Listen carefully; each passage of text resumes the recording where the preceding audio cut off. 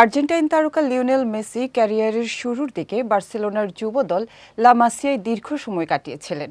সে সময় মেসির জাদুকরী পারফরম্যান্স দেখে স্প্যানিশ ফুটবল ফেডারেশন তাকে দলে ফেরাতে আগ্রহ প্রকাশ করেছিল।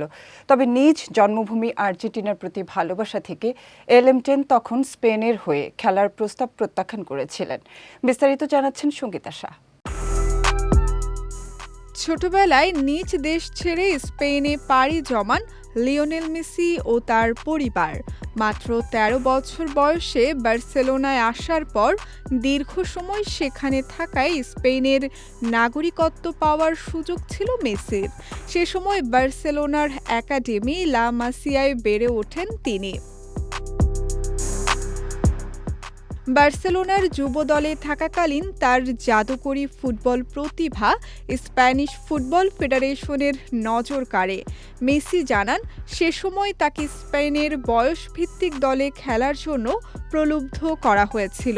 সম্প্রতি মিরো দে আত্রাস পডকাস্টে দেয়া এক সাক্ষাৎকারে মেসি নিজেই শোনালেন নিজের দেশপ্রেমের এক আবেগঘন গল্প।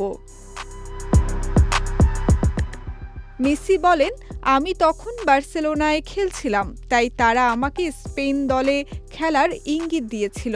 কিন্তু মনে প্রাণে আর্জেন্টাইন মেসি তখনও কোনো চূড়ান্ত সিদ্ধান্ত নিতে পারেননি। আর এ দ্বিধার কারণেই তিনি ২০০৩ সালের অনূর্ধ্ব-১৭ বিশ্বকাপে অংশ নিতে পারেননি।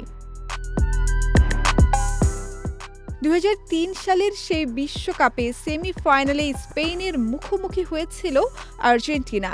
সেই ম্যাচে মেসির তৎকালীন সতীর্থ সেস ফ্যাব্রেগাস জোড়া গোল করে আর্জেন্টিনাকে ৩-২ ব্যবধানে হারিয়ে দেন। মেসি স্মৃতিচারণ করে বলেন, ফ্যাব্রেগাস তখন আর্সেনালে খেলছিল এবং আমাদের বিপক্ষে জোড়া গোল করেছিল। এরপরেই সবাই আমাকে সরাসরি জিজ্ঞেস করতে শুরু করে কেন আমি স্পেনের হয়ে খেলছি না। তবে স্পেনের হয়ে খেলার সুযোগ আর সাফল্য পাওয়ার সম্ভাবনা অনেক বেশি থাকলেও মেসির লক্ষ্য ছিল স্থির। বার্সেলোনায় প্রায় সব বয়সভিত্তিক ধাপে খেললেও তার হৃদয়ে ছিল জন্মভূমি আর্জেন্টিনা।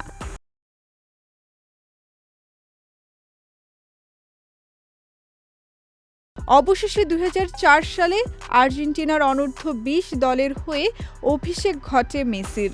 এরপর ২০০৫ সালের যুব বিশ্বকাপ জয় এবং ২০০৮ সালের অলিম্পিক স্বর্ণ। সাফল্যের যাত্রা শুরু হয় এখান থেকেই। সঙ্গীতা শাহ, বিজয় টিভি, নিউজ ডেস্ক।